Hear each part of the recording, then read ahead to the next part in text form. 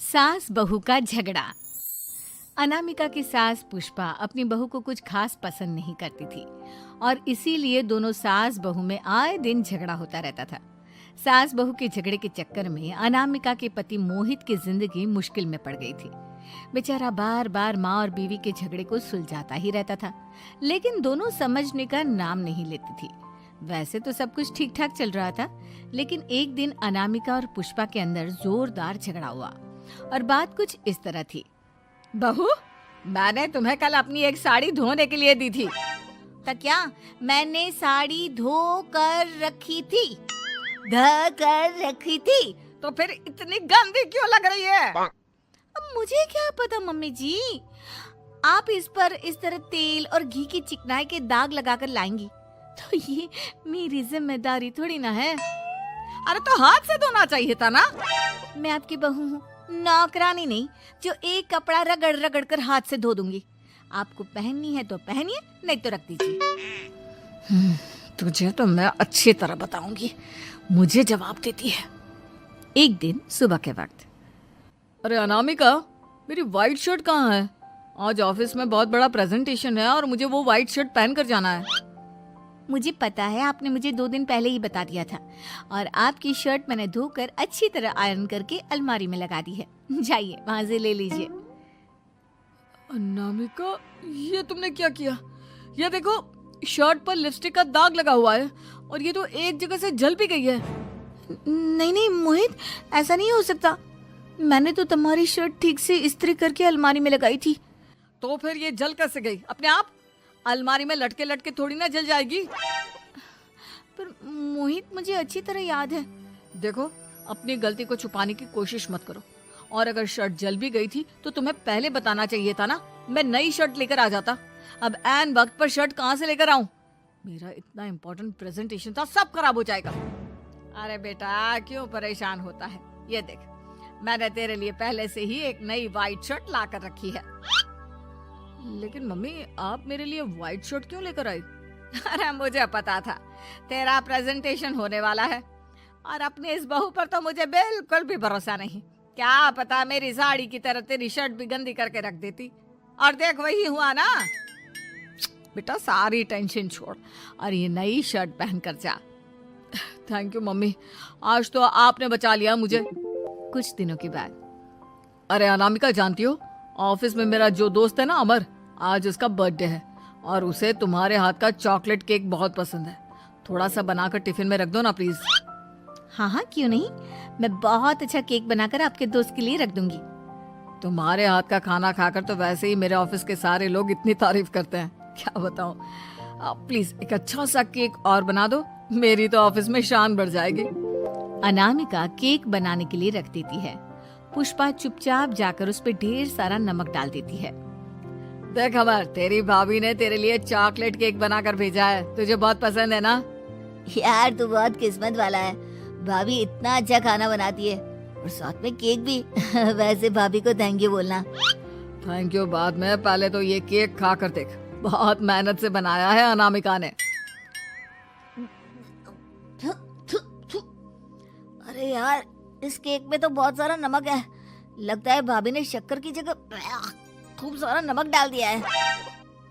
अरे मोहित, तू तो अपनी बीवी की कुकिंग की बहुत तारीफ करता फिरता है, जरा पूछना अपनी बीवी से केक में नमक कब से डलने लग गया। क्या यार, तुझे भी मेरा ही जन्मदिन मिला था बिगाड़ने के लिए? केक नहीं लाना था तो मत लाता, कम से कम मुझे इस तरह नमक वाला केक तो नहीं खिलाता। अरे नहीं यार, अनामिका ऐसा नहीं कर सकती, जरूर कुछ गड़बड़ हुई होगी। घर जाने के बाद, अनामिका, अगर तुम्हारा केक बनाने का मन नहीं था तो ना बनाती, लेकिन मेरी बेइज्जती करवाने की क्या जरूरत थी? अरे आपकी बेइज्जती, ये आप क्या कह रहे हैं? मैंने तो सुबह आपको इतने अच्छे तरीके से केक बना कर दिया था। कहा था ना, मेरा लैपटॉप चार्जिंग पर लगा हुआ है, मेरी अर्जेंट मीटिंग है। तुमने इसका स्विच ऑफ क्यों कर दिया? अरे मैंने ऐसा कुछ नहीं किया, मैं क्यों स्विच ऑफ करूंगी?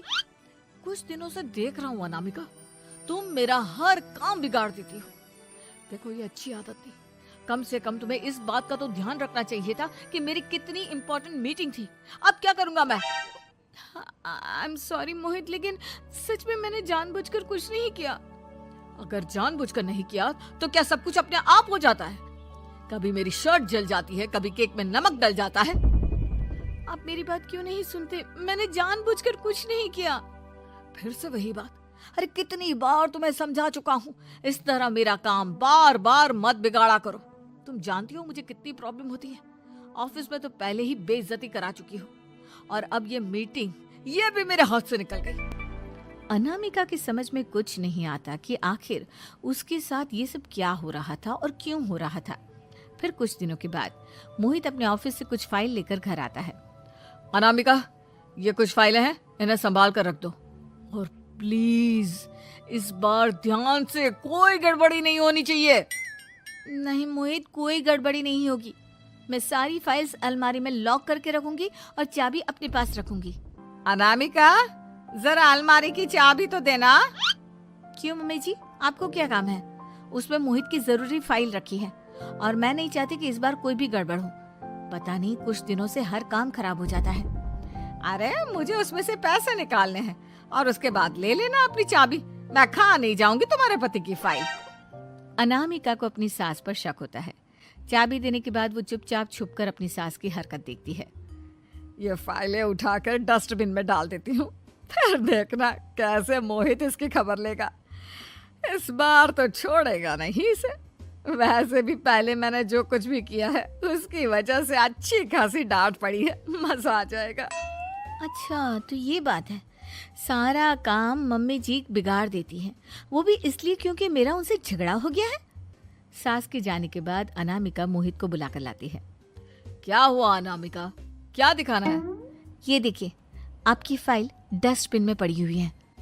इसीलिए तो कहा था संभाल कर रखना, और तुमने उठाकर ये फाइल डस्टबिन में डाल दी। मैंने नहीं, तुम्हारी मम्मी ने डाली है, मुझसे बदला लेने के लिए, ताकि तुम मुझे डांटो। और अगर मैंने डाली होती तो मैं तुम्हें दिखाने के लिए बुलाकर तो नहीं लाती ना। सही कह रही हो। मैं अभी मम्मी से जाकर बात करता हूँ। थोड़ी देर बाद, मम्मी सच सच बताइए, मेरी फाइल अलमारी में से निकालकर डस्टबिन में आपने डाली थी ना? अरे अपनी माँ पर इल्जाम लगाता है, शर्म नहीं आती तुझे? मैं इल्जाम नहीं लगा रहा हूँ मम्मी, जो सच है वही पूछ रहा हूँ। आप जल्दी से बताइए आपने ऐसा क्यों किया? अरे तो क्या करती, तेरी बीवी मुझसे झगड़ा करती है, उल्टे सीधे जवाब देती है। मुझे उससे बदला लेना था। अरे मम्मी, लेकिन आप दोनों के झगड़े के चक्कर में मेरा कितना नुकसान हुआ है ये। मम्मी जी, अगर आपका बदला पूरा हो गया हो तो आइंदा ऐसी कोई हरकत मत करना, क्योंकि अब आपकी सच्चाई हमारे सामने आ चुकी है। ये तो वक्त ही बताएगा मैं क्या करूंगी और क्या नहीं। मम्मी जी, कहा ना आप ऐसा कुछ नहीं करेंगी। अरे मेरी जो मर्जी आएगी वो मैं करूंगी। मेरा सर घूम रहा है। सास बहू के झगड़े में मेरी जिंदगी का तो कचरा हो गया है, कचरा।